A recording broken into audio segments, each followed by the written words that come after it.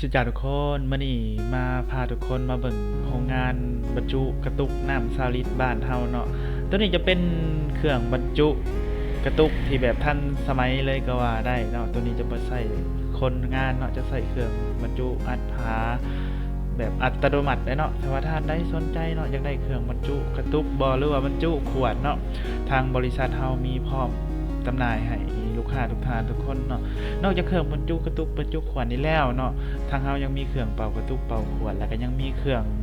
โรงงานน้ำก้อนโรงงานน้ำดื่มเนาะมีหลายๆผลิตภัณฑ์ให้ลูกค้าทุกท่านได้เลือกซื้อเลือกใช้ตามใจถ้าว่าท่านได้สนใจสามารถติดต่อรายละเอียดได้ที่เบอร์โทรเนาะ